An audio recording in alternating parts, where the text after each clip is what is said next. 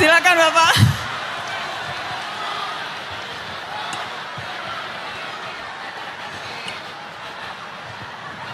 Bapak silakan minum kopi dulu. Biasanya Pak Prabowo tuh kalau udah minum kopi jadi lebih semangat. Silakan Pak. Kopi Hambalang Pak. Alhamdulillah. Mic Bapak ada di sebelah kanan Pak. Tadi 10 menit masih kurang, berarti mungkin kita harus bikin lagi ya Pak. Mungkin UGM atau kampus lain harus mengundang lagi Pak Prabowo karena 10 menit masih kurang katanya untuk pemaparan. Tapi yang jelas bisa kita pertajam di sini Pak. Kalau saya bicara ini saya bisa bicara 3 jam. Tapi saya tidak tahu mahasiswa tahan nggak duduk 3 jam itu.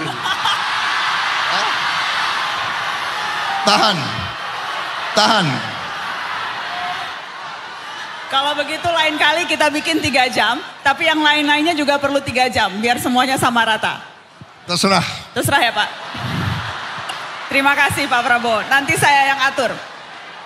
Bapak, sebelum masuk ke dialog lebih jauh, saya ingatkan lagi teman-teman, diisi slidonya, apa topik yang ingin teman-teman bahas dengan bakal calon Presiden Prabowo Subianto dan nanti yang urutan teratas akan saya tanyakan ke Pak Prabowo. Tapi sebelum itu Pak, saya mau tanya informasi yang rame beredar Pak hari ini. Saya mau konfirmasi langsung ke Bapak. Katanya dalam rapat kabinet, Pak Prabowo sempat emosional, kemudian menampar dan mencekik Wakil Menteri Pertahanan Harfiq Hasnul Kolbi. Itu informasi yang ramai beredar hari ini Pak. Saya juga kaget. Jadi saya itu jelas itu tidak benar ya. Tidak pernah ada rapat seperti itu. Saya juga jarang berhubungan dengan Wakil Menteri Pertanian. Mungkin saya pernah ketemu sekali sepintas. Saya urusannya selalu kan saya menteri.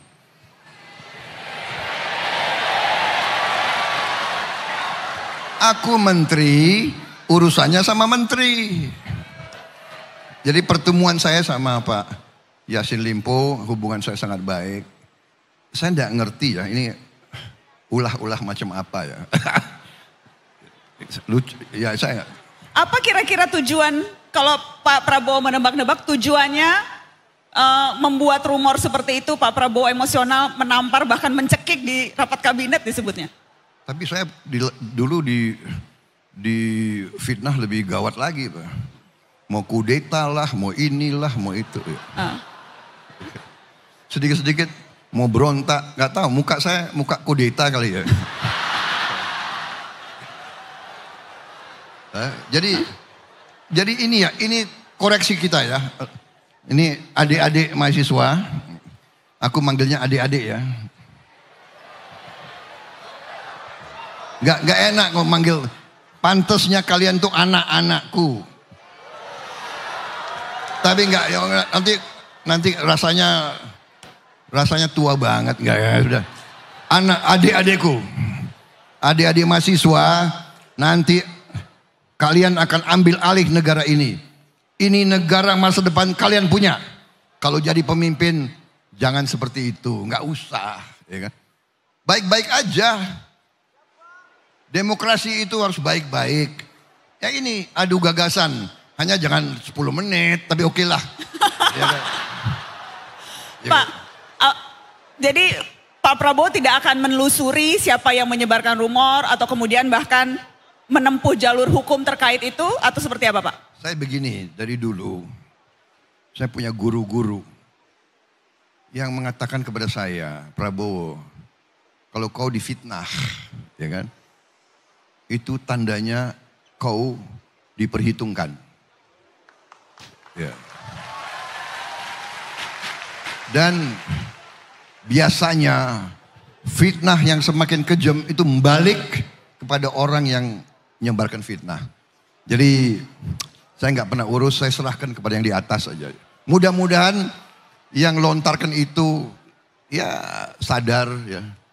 Nggak usah lah diterus-teruskan budaya kayak gitu. Itu memalukan itu, benar nggak ya? Oke, jadi Anda akan menutup buku menganggap itu sudah biarkan? Baik. Kalau gitu saya juga move on ke pertanyaan lain Pak. Karena Anda kayaknya cuek menanggapi fitnah Saya itu. nggak cuek, tapi ya masalah bangsa kita terlalu banyak, terlalu besar. Dan ya udah. Nggak benar itu ya. Pak Prabowo, saya ingin mulai dengan meminta klarifikasi lagi Pak. Di statement Bapak menyikapi politik uang. Jadi Anda sempat bilang, kalau ada yang mau bagi-bagi uang terima saja. Itu juga uang dari rakyat kok. Kalau dibagi terima saja, tapi ikuti kata hatimu, pilih yang kau yakin akan berbuat terbaik untuk bangsa dan anak-anak. Saya mau mengklarifikasi Pak, apakah itu artinya Anda mewajarkan politik uang Pak Prabowo? Oh, sama sekali tidak. Anda harus tahu maksud saya, tidak boleh ada politik uang. Tapi kenyataannya kan, orang yang istilahnya menghalalkan segala cara akan melakukan. Nah ini kita harus mendidik rakyat untuk tidak terpengaruh. Kalau dia mau bagi-bagi uang, ya kan, terima aja, tapi jangan ikuti. Berarti akan patah sendiri, lama-lama nggak mau dibagi lagi. Itu maksud saya. Ya. Pak, tetapi pendidikan politik. Tetapi apakah itu artinya pendidikan politiknya justru tidak tepat? Karena kalau pendidikan politik, rakyat disampaikan, kalau ada yang bagi uang jangan diterima uangnya. Oh, sebaiknya jangan diterima. Tapi kalau banyak rakyat kita yang sangat sulit hidupnya, ya kan? Dia yang penting dia tidak terpengaruh. Jangan dia terpengaruh. Itu akan patah, benar nggak? Maksudnya itu beri uang kan untuk membeli dukungan, membeli kesetiaan, membeli. Itu kan sama dengan menyogok. Nah, kalau dikasih uang tapi tidak mau diikuti, ya patah tujuannya. Karena begini Pak, yang sempat ramai juga, salah satu ketua umum Partai Koalisi Indonesia Maju, itu bagi-bagi uang 50.000 ke nelayan Pak. Siapa yang Anda maksud? Yang saya maksud adalah Zulkifli Hasan, ketua umum PAN Pak. Ya, tapi Pak Zulkifli tidak nyapres, tidak nyagup, tidak nyalek, tidak nyabut. Dia tidak mau jadi kepala desa pun. Jadi dia orang yang suka sedekah. Pak Prabowo. Tetapi saya kenal Pak Zulkifli Hasan. Pak, dia di Lampung membangun sekolah unggulan. Sekolah unggulan yang dia bangun dengan uang dia sendiri. Dia seorang pengusaha. Sebelum masuk politik dia pengusaha. Pak Prabowo. Dia berpihak kepada rakyat. Dia suka sedekah. Dan dia sekali lagi tidak nyalek, tidak nyagup, tidak nyabut, tidak menjadi wali kota, tidak mau jadi presiden. Tapi dia ketua umum partai, Pak Prabowo. Tapi dia ketua umum partai yang mau partainya dipilih Pak. Menggunakan atribut atau warna yang menyerupai PAN. Pak, sebentar. Pertanyaan saya Pak, apakah itu artinya Anda mau bilang tidak apa-apa terima uang PAN tapi jangan coblos PAN begitu? Karena kan tadi Anda katakan seperti itu Pak. Tunggu dong, kasih aku kesempatan menjawab. Silakan Bapak.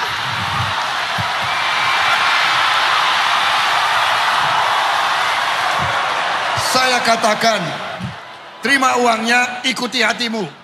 Kalau hatimu tidak suka PAN, jangan pilih.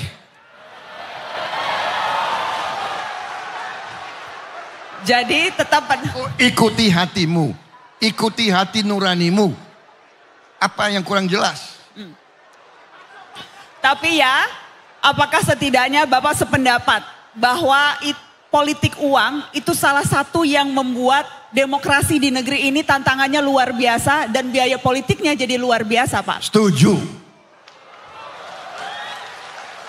Setuju. Karena itu di mana-mana saya bicara, mohon juga para pakar dari Fakultas Politik, Hukum, coba pikirkan, cari sistem yang memungkinkan sistem pemilihan pemimpin dan wakil kita tidak mahal. Mari kita belajar. Kalau kita belajar di negara-negara lain ya pemerintah yang banyak ambil alih biaya untuk politik. Kemudian sistemnya dibuat supaya tidak mahal. Ini yang saya inginkan, Saudara Ibu. Pak Prabowo, tadi dua bakal capres lainnya saya tunjukkan LHKPN mereka. Jadi saya juga ingin tunjukkan harta kekayaan Pak Prabowo. Kita lihat bakal calon presiden dari Koalisi Indonesia Maju, harta Prabowo Subianto tertinggi di antara baca pres yang lain Pak, 2,04 triliun rupiah.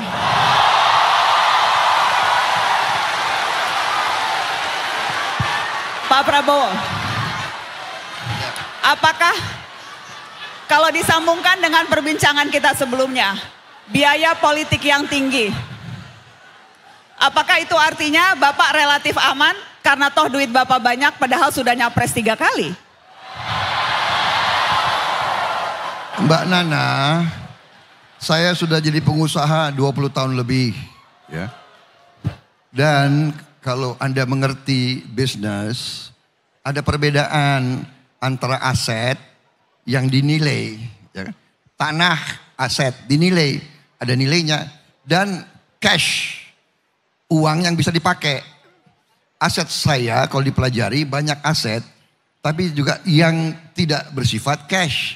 Bahkan banyak aset saya, pabrik saya yang mandek karena saya tidak dapat kredit, karena saya tidak berkuasa 20 tahun. Mbak.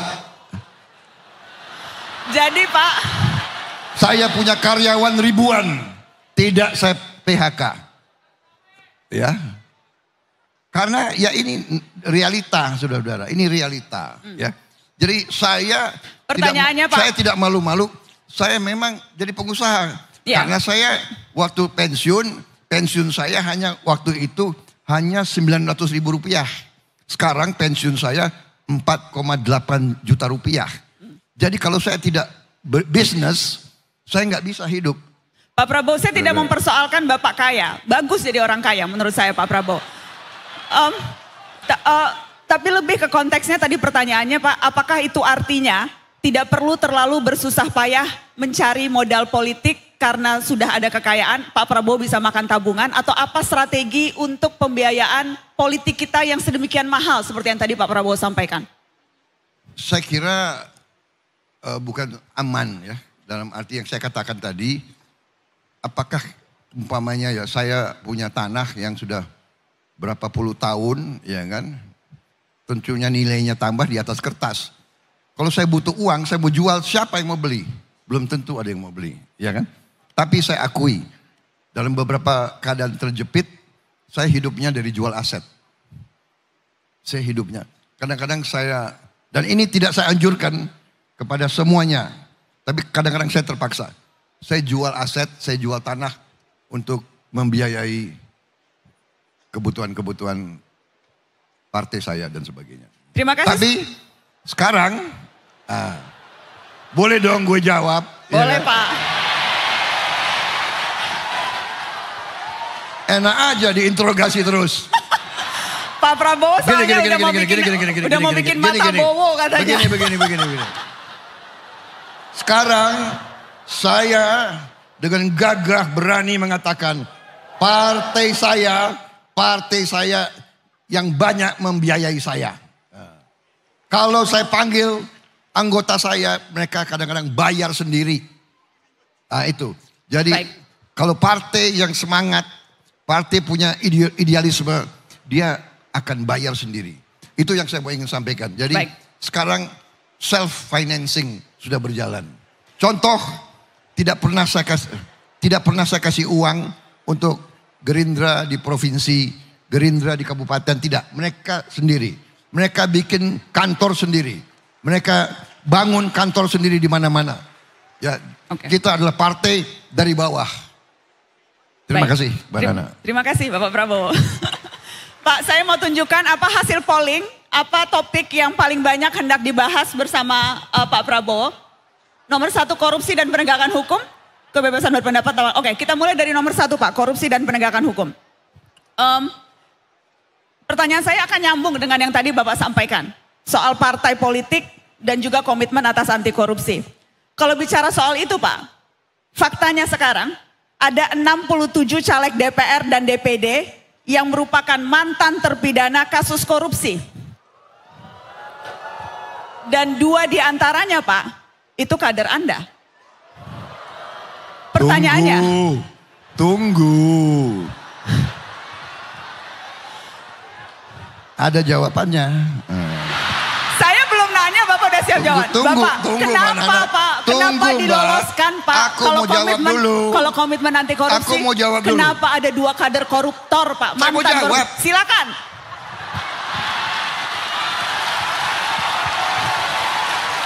Dua calon itu sudah saya coret.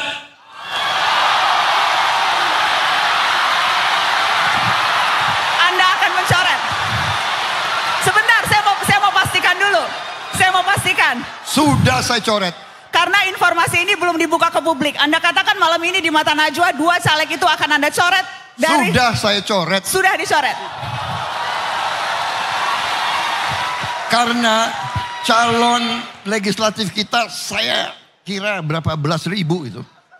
Berapa belas ribu calon. Ya kadang-kadang verifikasinya lolos begitu ya. Tapi begitu Anda tahu mereka mantan narapidana. Coret. Baik.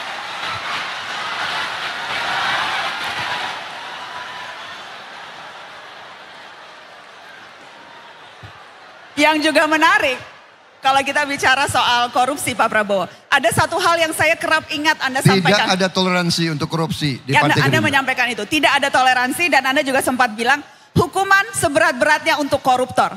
Karenanya saya ingin tahu, apa hukuman terberat versi Prabowo Subianto untuk koruptor Pak?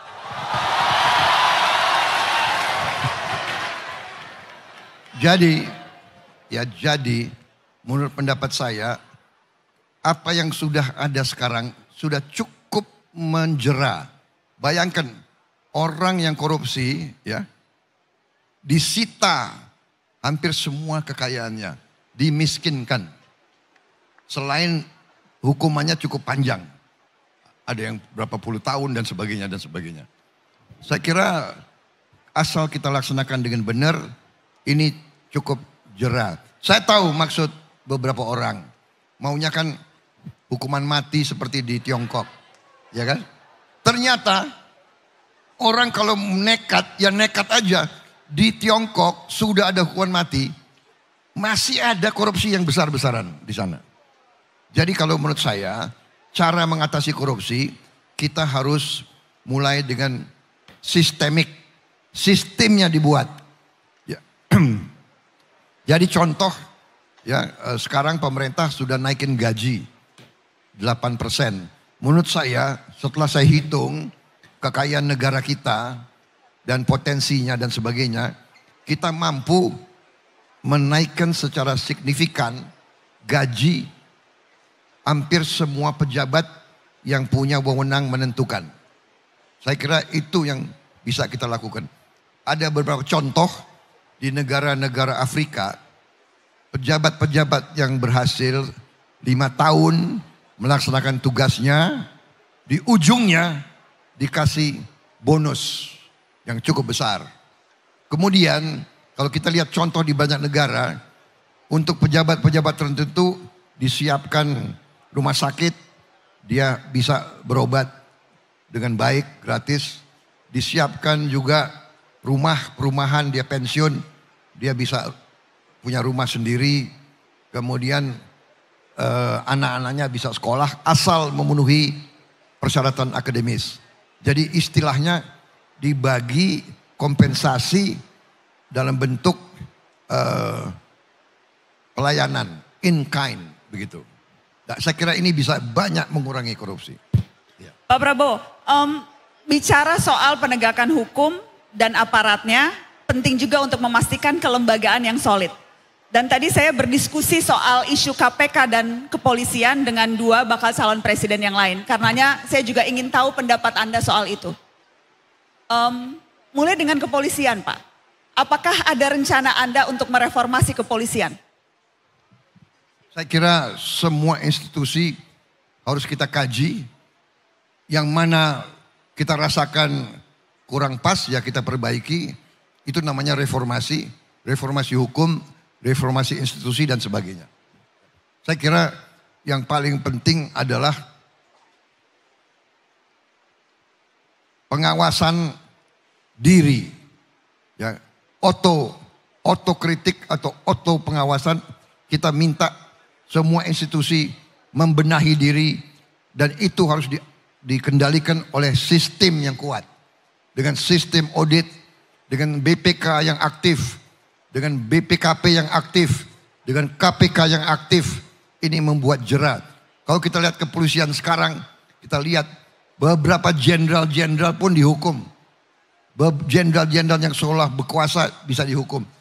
Ini juga terjadi di lingkungan komunitas pertahanan. Ada beberapa jenderal yang menyeleweng di lembaga-lembaga kita. Kita minta kejaksaan untuk usut. Kita berikan kejaksaan dan kalau tidak salah mereka sudah dihukum, mereka dalam penjara sekarang. Jadi saya termasuk yang undang BPKP, BPK, KPK dan kejaksaan untuk masuk ke lingkungan Kementerian Pertahanan dan TNI semuanya. Kalau bicara KPK, Pak Prabowo, apa penilaian Anda atas KPK hari-hari ini, Pak? Kalau kita lihat ya di masyarakat, saya kira masyarakat masih menilai KPK sangat bermanfaat. Sangat bermanfaat, Pak. Atas dasar apa, Pak, penilaian itu? Karena misalnya sebagian pihak menilai justru independensinya menjadi tercederai karena beragam alasan. Salah satunya karena posisi KPK sebagai institusi ada di bawah eksekutif, kemudian juga menjadi PNS. Belum lagi kewenangan-kewenangan yang dimiliki KPK sekarang juga sudah tergerus lewat revisi Undang-Undang KPK. Apakah penilaian itu menurut Anda akan bisa membuat Anda berpikir untuk merevisi Undang-Undang KPK yang dinilai melemahkan KPK saat ini, Pak? Ya, kita nanti akan kumpulkan stakeholder, pakar-pakar hukum dari berbagai sumber dan kita cari yang terbaik untuk bangsa. Kita harus cari yang terbaik untuk bangsa. Tapi sejauh ini Anda merasa KPK masih melakukan tugasnya dengan maksimal? Atau ada penilaian yang memang wajar kalau orang kecewa terhadap institusi ini? Saya kira ya kita ini membangun negara pasti banyak kita kecewa. Pasti banyak yang kita tidak puas, ya kan? Saya kira itu wajar, ya kan? Dan memang benar bahwa harus ada pengawasan karena kekuasaan condong untuk membuat orang korup. Semakin kuat, semakin absolut kekuasaan, semakin condong orang berbuat korupsi yang absolut juga. Jadi harus kita awasi terus, harus kita cari upaya-upaya memperbaiki. Begitu. Baik, apa topik... Tapi yang penting jangan ada kesan ini tidak baik, bubarkan. Nah itu jangan. Jadi tidak setuju dibubarkan ya Pak? Baik, Pak Prabowo, tadi yang kedua, teman-teman ingin kita berdiskusi soal kebebasan berpendapat Pak. Atau kebebasan berekspresi.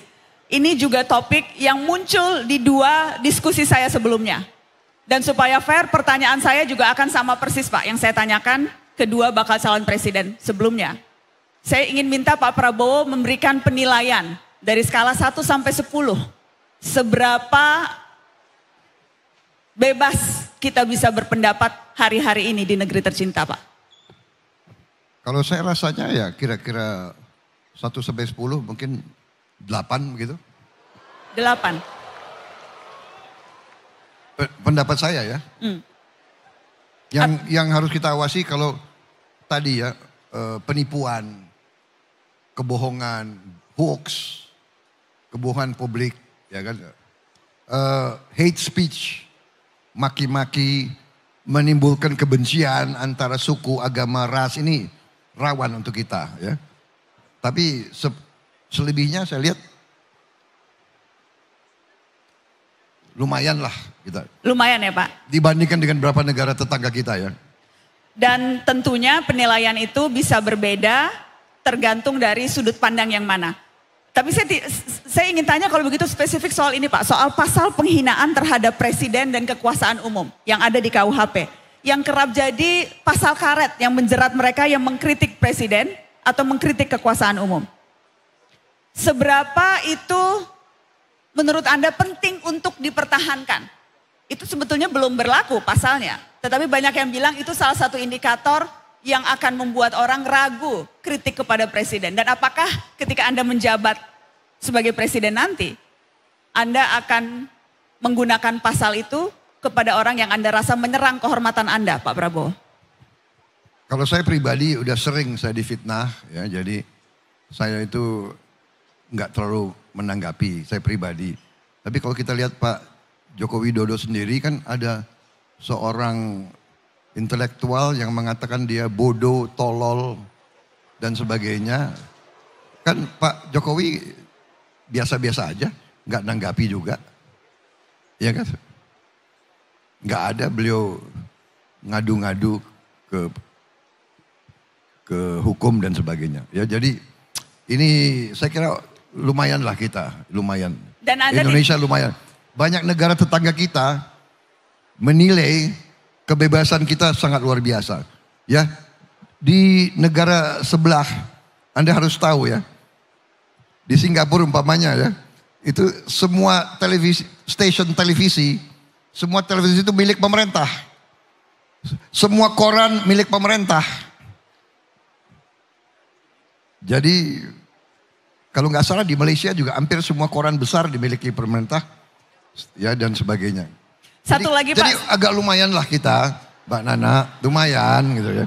Lumayan ya Pak. Nanti bersama-sama kita bikin yang lebih baik lagi, ya. Pak, satu lagi sebelum saya lempar ke audiens, karena saya ingin minta sikap Bapak soal revisi Undang-Undang ITE yang saat ini sedang dibahas di DPR. Dan memakan banyak korban karena ada banyak pasal karet di sana.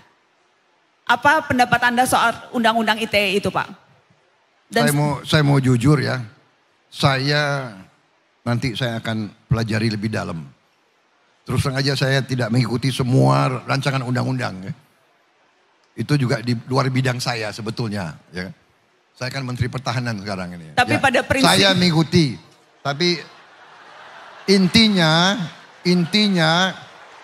saya kira intinya yang kita khawatir adalah bahwa nanti platform itu dipakai untuk mengujar kebencian. Untuk manas-manasin kebencian. Dan sering dengan kebohongan. Sering dengan hoax, ya kan? Dan sebagainya. Ini rawan. Ini menurut saya itu harus diperhatikan. Yang juga rawan adalah ketika itu justru dipakai untuk kriminalisasi, ketika itu justru dipakai untuk melaporkan ke polisi tindakan-tindakan yang sebetulnya sah dilakukan. Jadi ada dua sisi mata uang untuk melihat itu Pak Prabowo. Ya, itu tidak hanya di negara kita Mbak Nana, di seluruh dunia seperti itu. Ya. Di Baik. seluruh dunia seperti itu. Jadi yang penting kebebasan berpendapat sangat penting untuk check and balance, untuk mengawasi pejabat, untuk mengawasi penguasa. Baik, Pak Prabowo saya akan kasih kesempatan ke aktivitas akademika di UGM untuk bertanya langsung. Yang pertama adalah Dr. Kuskrido Ambardi atau Mas Dodi Ambardi, dosen Departemen Sosiologi Visipol UGM. Mas Dodi ada di mana? Silakan Mas Dodi, waktu untuk Anda bertanya ke Pak Prabowo. Oke, terima kasih. Selamat datang Pak Prabowo di UGM dan semoga sehat selalu. Saya mengikuti dari judul yang Anda sampaikan tadi tentang transformasi bangsa menuju Indonesia Emas tahun 2045. Kemudian saya mengikuti dari poin yang pertama sampai 17 yang ada di slide. Di sana saya melihat bahwa penekanannya itu pada pembangunan ekonomi, kemajuan ekonomi, dan seterusnya. Sehingga kemudian saya menjadi bertanya-tanya, transformasi bangsanya di sana bangsanya di mana ya? Karena saya merasa selama 2 pemilu terakhir itu bangsa ini agak sedikit terkotak-kotak, kemudian ada polarisasi, sehingga kemudian ketika seandainya tadi segala kesejahteraan itu mau dicapai, pendistribusian antar kelompok itu bisa berproblem. Nah, Itu biasanya pengkotak-kotaan itu menimbulkan ketegangan sosial dan kemudian kadang-kadang pecah menjadi konflik. Dan itu siklusnya selalu muncul di setiap pemilu presiden. Baik. Nah, pertanyaan saya sekarang, kira-kira Pak Prabowo, bangsanya ini yang terkotak-kotak dan kemudian terpecah-pecah, itu agenda Pak Prabowo untuk menyelesaikan seperti apa?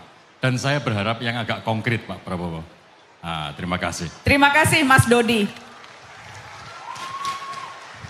Baik, karena Bapak berdiri, saya juga berdiri jawabnya. Jadi, kalau menurut pendapat saya, dan pakar-pakar yang saya himpun, kunci daripada kesulitan bangsa adalah bahwa banyak di rakyat kita yang mengalami kemiskinan. Yang sulit mendapat pekerjaan, kalau dapat pekerjaan penghasilannya tidak cukup. Banyak anak-anak kita yang kurang gizi, ya. Saya baru dari Mua di Maluku. Saya disambut anak-anak SD. Saya tanya, umur kamu berapa? Saya mengira umurnya 4 tahun. Badannya begitu kecil. Dia menjawab, saya umurnya 9 tahun. Di sebelahnya saya tanya, kamu umurnya berapa? Saya kira dia umur 5 tahun. Dia jawab 10 tahun. Jadi ini tidak bisa. Kita harus transformasi. Kita harus hilangkan kurang gizi. Kita harus hilangkan kemiskinan. Kita harus mencapai negara yang kita inginkan. Hilangkan korupsi. Dengan bagaimana? Dengan perbaikan gaji, perbaikan investasi dan sebagainya. Ini nanti menuju kepada apa yang Bapak cita-citakan. Kita tidak ingin ada permusuhan, kita tidak ingin ada pengkotak-kotaan. Tapi kalau orang susah, kalau orang miskin, kalau orang tidak ada harapan, kalau orang tidak ada pekerjaan, dia mudah dikotak-kotakan. Dia mudah dibikin panas, dia mudah dibikin saling membenci. Kita hilangkan akar persoalannya. Akar persoalannya kita harus hilangkan kemiskinan dari Republik Indonesia. Itu jawaban saya. Bukan masalah ekonomi atau masalah apa. Ini adalah masalah kebangsaan. Jadi tidak bisa anak-anak kita seperti ini. Dia akan kalah bersaing. Dia tidak bisa jadi apa-apa kalau kita tidak segera intervensi. Ini menurut saya, ini keyakinan saya. Dan saya percaya dengan semua yang kita lakukan, kita intervensi, kita nanti akan menuju masyarakat yang lebih tenang, lebih dewasa. Juga kita harus perbaiki pendidikan kita. Dengan pendidikan, dengan sekolah-sekolah yang bagus, guru-guru yang bagus, kita nanti mendidik generasi muda yang tidak mau dikotak-kotakan. Itu jawaban saya. Terima kasih. Terima kasih Pak Prabowo. Saya akan langsung persilahkan ke Profesor Insinyur Siti Malkamah MSc PhD IPU Engineer Akademisi UGM dari Sekolah Pasca Sarjana. Assalamualaikum Pak Prabowo. Ibu Prof Siti, ya silakan. Silakan Prof. Assalamualaikum Prof Siti, ya. Pak Prabowo. Tadi Bapak menyampaikan program prioritas 17. Ada swasembada banyak hal ya Pak. Ada pangan, ada air, energi, kemudian hilirisasi. Nah untuk mencapai itu tentu saja kita sangat membutuhkan research and development yang sangat kuat dan berkelanjutan. Kalau kita lihat di banyak negara yang maju, yang kemudian bisa melakukan berbagai swasembada dan sebagainya, itu kan dana risetnya itu sangat besar. Kemudian kerjasama antara institusi penelitian, perguruan tinggi, kemudian juga industri swasta, BUMN, UKM dan sebagainya, itu kan sangat baik. Nah, apa komitmen Bapak untuk bisa mewujudkan hal itu? Karena untuk mewujudkan itu kan memang butuh political will. Dan itu kan tidak mudah.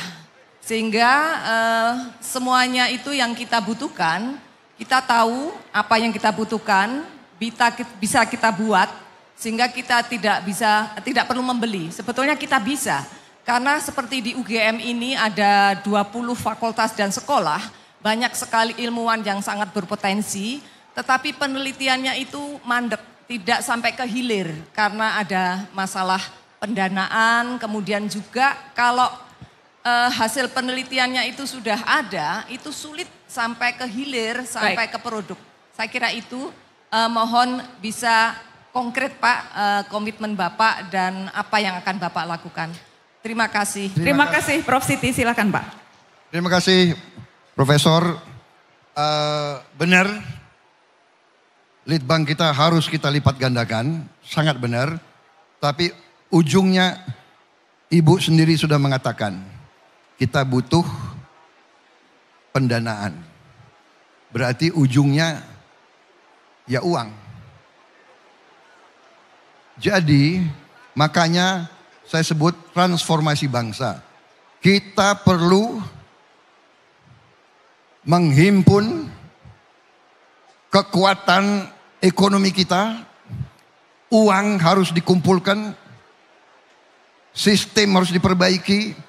Supaya ada uang untuk investasi di Litbang, di sekolah, di universitas, dan sebagainya. Jadi ujung-ujungnya uang alat untuk kita kejar ketertinggalan.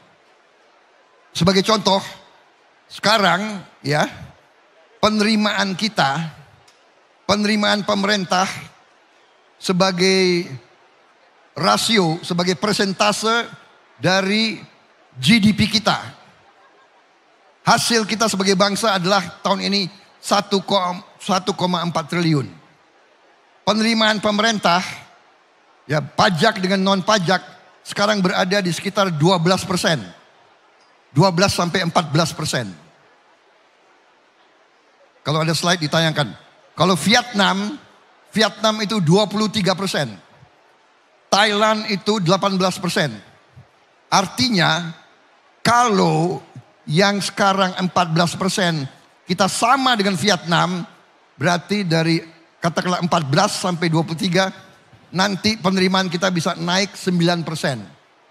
Katakanlah kita tidak mau terlalu optimistis, kita konservatif saja. Kalau naik sampai 20%, berarti dari 14 ke 20 adalah 6%. Kita hitung 6% dari 1,4 triliun. 10% adalah 140 miliar dolar tambahan. 5% adalah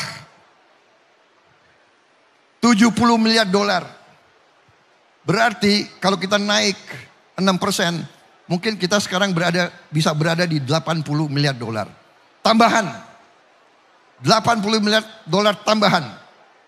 Belum lagi kita bisa dari beberapa efisiensi dan beberapa prioritas. Sekarang hutang Indonesia dibandingkan rasio terhadap domestik bruto kita, PDB kita, sekarang adalah sekitar 39%. Salah satu terendah di dunia. Ya. India kalau tidak salah 60%. Kita ini 40%. 39. Artinya banyak sekali yang kita bisa dapat. Inilah dengan uang yang lebih kita akan investasi yang lebih baik di bidang research and development. Tapi saya setuju research and development kunci bagi kita untuk take off. Contoh, saya sekarang ikut ada Universitas Pertahanan di bawah saya sebagai Menteri Pertahanan. Kita punya fakultas teknik. Kita punya ahli-ahli yang bisa menemukan air dengan teknologi geolistrik.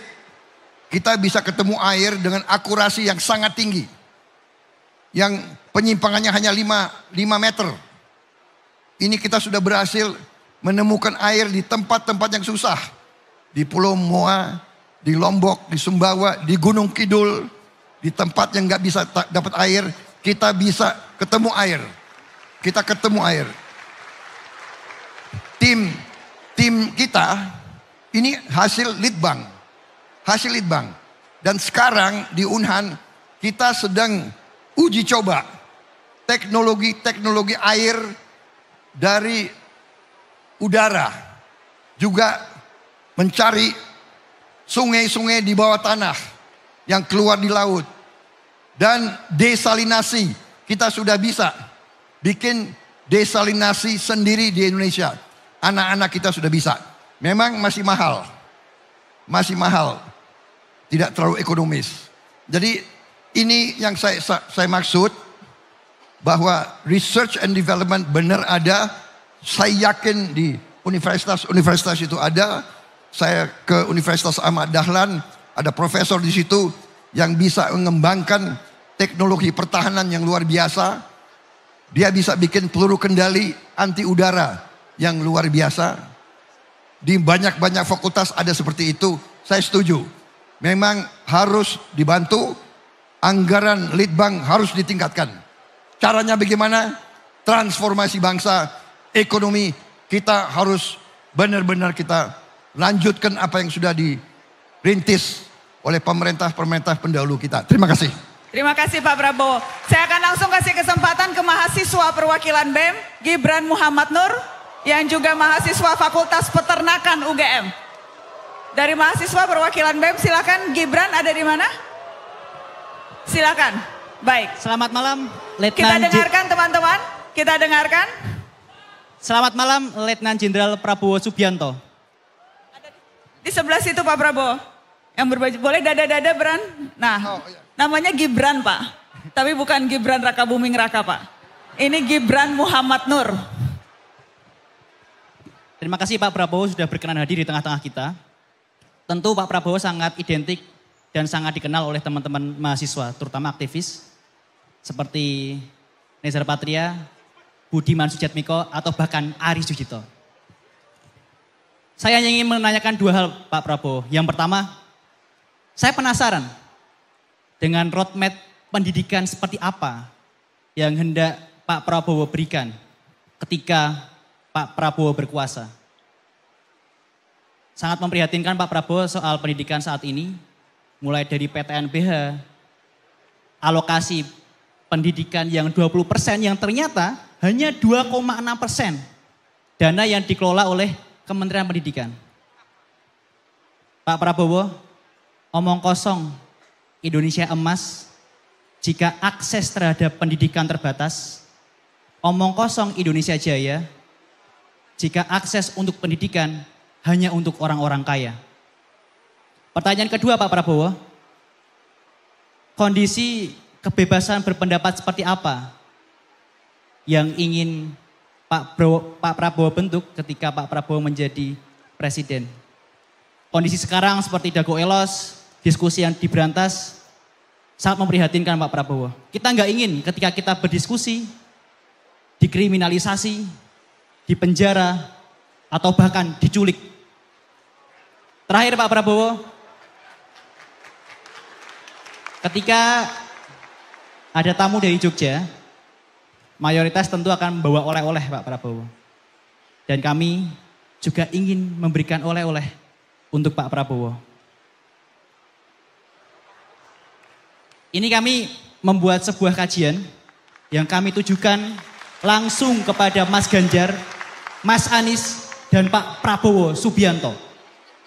Satu hal Pak Prabowo yang ingin kami tanamkan, kita ingin para baca pres masuk ke dalam kampus dengan gagasan dan pulang dari kampus dengan membawa tuntutan dan kajian. Sekian, terima kasih. Terima kasih. Pak Prabowo, apakah Bapak bersedia menerima kajian yang diberikan oleh mahasiswa? Gibran, itu kajiannya betul, itu data dokumen kajian kan? Iya Mbak. Anda mau kasih langsung ke Pak Prabowo? Boleh.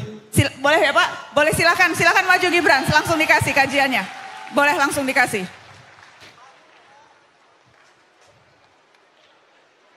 Boleh lewat sini. Jadi ini kajian yang dilakukan oleh teman-teman BEM atau teman-teman dari mana?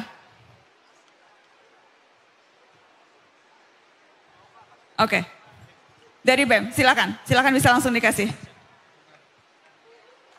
Terima kasih. Ada 3 pertanyaan tadi Pak Prabowo. Roadmap pendidikan yang pertama. Iya. Jadi kalau pendidikan saya sangat sependapat. Pendidikan adalah kunci dari pembangunan bangsa. Pendidikan adalah sangat kunci. Karena itu kalau Anda perhatikan tadi 17 prioritas ya. Mungkin bisa ditayangkan kembali. Di situ yang pertama adalah saya sependapat. Pendidikan tidak boleh hanya orang kaya yang punya akses. Saya sangat sependapat. Dan karena itu saya dari dulu puluhan tahun saya menghanut filosofi ekonomi Pancasila. Bukan ekonomi neolib.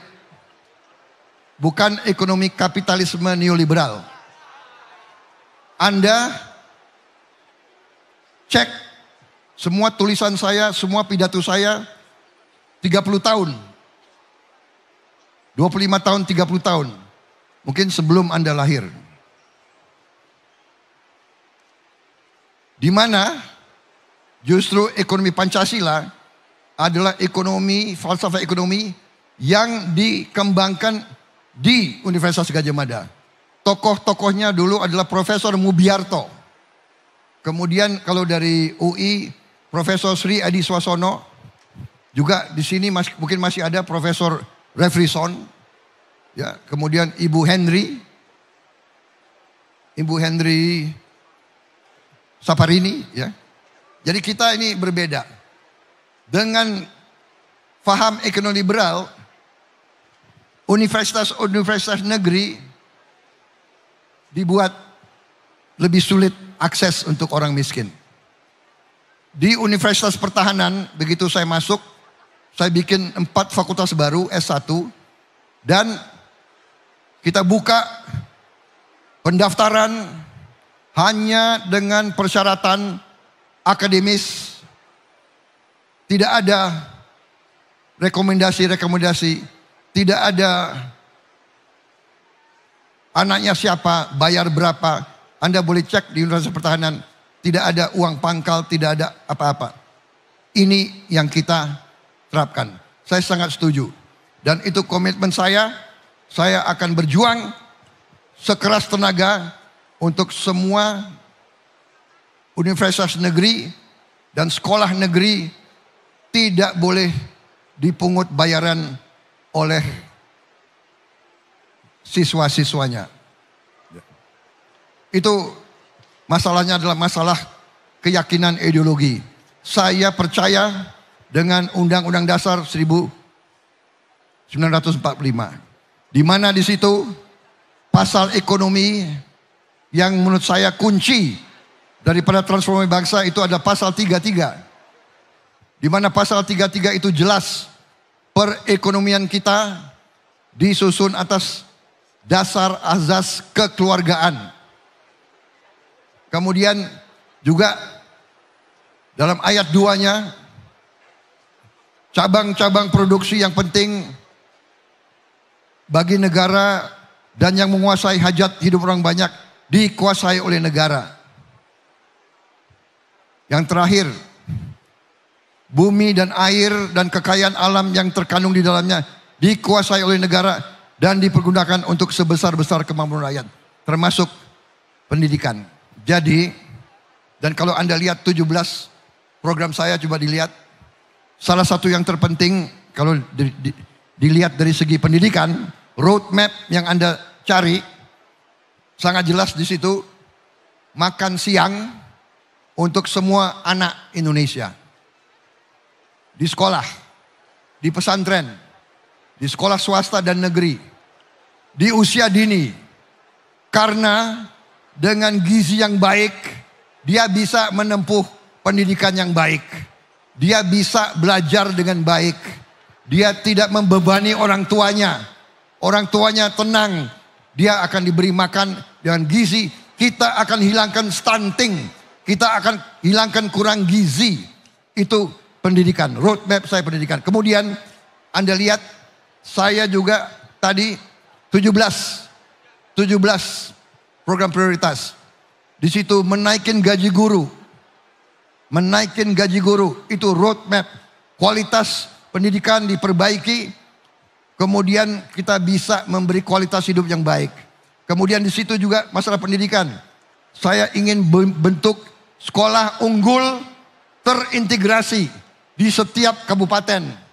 Sekarang ada sekolah-sekolah unggul hanya di beberapa provinsi. Kita turunkan ke kabupaten. Kita sudah hitung ini pendidikan benar. Pendidikan adalah kunci lompatan kita untuk menjadi negara maju. Saya kira itu dari saya di bidang roadmap pendidikan ya. Oke. Yang selanjutnya beliau tanya soal jaminan kebebasan berpendapat jika nanti Bapak menjadi presiden. Saya kira saya sudah jawab tadi ya. Mbak Nana sudah saya jawab banyak soal kebebasan berpendapat. Kebebasan pendapat itu hak asasi yang paling penting. Tapi itu tidak boleh dipakai untuk mengujar kebencian dan perpecahan. Tidak boleh. Tidak boleh menghina agama lain, suku lain, ras lain. Kebebasan pendapat harus ada tanggung jawabnya. Kita harus hidup rukun. Kunci keberhasilan kita adalah Indonesia, terutama para pemimpinnya harus hidup rukun, harus bisa kerjasama. Tidak ada dalam sejarah manusia, Anda periksa, tidak ada kemakmuran tanpa perdamaian. Tidak ada kemakmuran tanpa kerjasama elit, kerjasama pemimpin. Saya kira itu jawaban saya. Dan yang ketiga. Yang ketiga tadi menyerahkan kajian yang sudah kemudian diterima oleh Pak Prabowo. Yang ketiga terima kasih. Saya terima, akan saya pelajari. Dan kita akan bersama-sama. Ini masa depan Anda. Kita akan berbuat untuk Anda, saudara-saudara sekalian. Terima kasih. Baik, saya akan kasih kesempatan sekarang untuk audiens yang hadir. Baik. Saya ingin ke belakang mungkin. Saya ingin ke belakang. Mungkin ada perempuan, saya ingin ada mahasiswi. Baik. Yang paling belakang baju hitam berkacamata yang lagi dada-dada, silakan adek ya yang itu. Baik. Dan masih ada waktu nanti untuk satu lagi penanya mudah-mudahan. Ya silakan mic-nya tolong dikasih di sebelah sana. Boleh ke sebelah sana? Ya. Itu. Silakan. Oke. Assalamualaikum warahmatullahi wabarakatuh. Waalaikumsalam. Singkat saja Mbak Nana, terima kasih sekali atas kesempatannya. Selamat malam juga untuk Pak Prabowo. Karena ini singkat, saya mau izin pantun juga tapi terakhir, karena ini singkat sekali. Namanya siapa adek? Nama saya Salsa. Dari? Salsa dari Museum Serat Holistik Kehidupan Susilawati Susmono. Jadi saya dari perwakilan museum. Perwakilan museum? Iya Pak. Oke, singkat saja ini.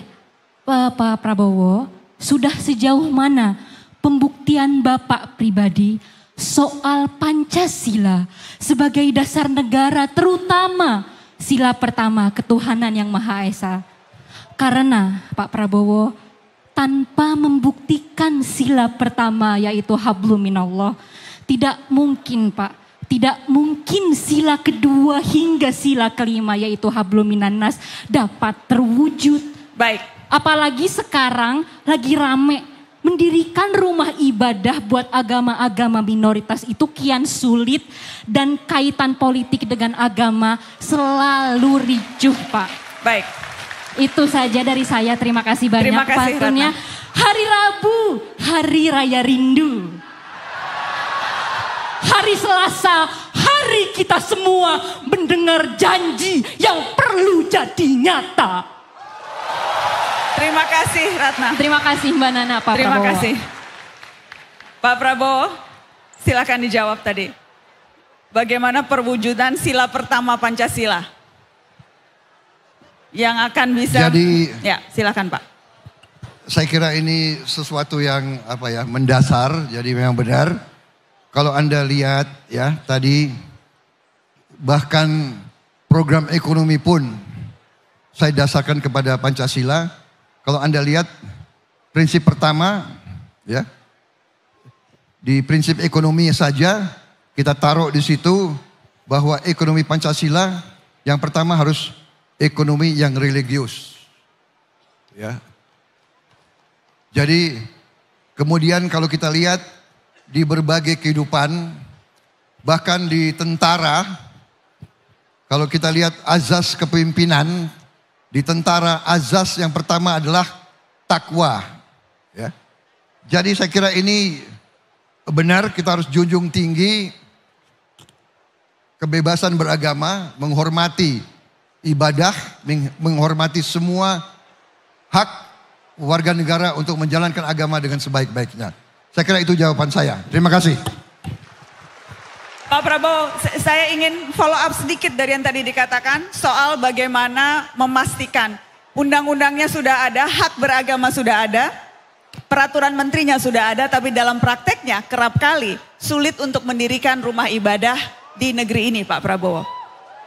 Dalam prakteknya harus ada sejumlah tanda tangan yang dikumpulkan dan kemudian terkadang nyangkut di aparat pemerintah desanya atau aparat pemerintah level tertentu.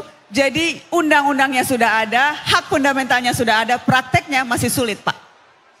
Ya, ini saya kira PR kita bersama ya.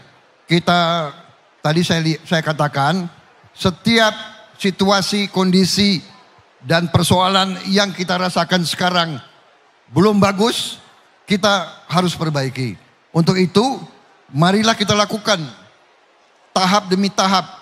Kita kumpulkan para tokoh, kita kumpulkan para pakar, kita kumpulkan stakeholder, dan kita cari jalan yang terbaik. Jalan keluar yang terbaik, dan salah satunya adalah terutama melalui pendidikan, melalui proses dan pelaksanaan pendidikan. Kita harus mengajarkan kehidupan beragama yang baik dari sejak dini. Saya kira itu jawaban saya. Baik, Pak Prabowo, ada satu pertanyaan dari netizen, Pak, yang muncul lewat live streaming. Pertanyaannya seperti ini dari Edgar Elezar. Gen Z dan anak muda sekarang rentan terkena depresi dan mental health. Apa pandangan Pak Prabowo soal itu? Soal tantangan anak muda sekarang yang rentan depresi. Dan apa yang bisa dilakukan seorang presiden nantinya soal isu mental health dan depresi yang rentan dialami oleh anak muda. Kembali, saya selalu kembali keyakinan saya, akar masalah adalah pendidikan. Dari usia dini dan seterusnya. Iklimnya, kualitasnya, guru-gurunya, terutama gizinya. Gizinya bagus, anak-anak kuat, tahan fisik, tahan mental, insya Allah depresi akan berkurang, kalau bisa depresi hilang. Baik.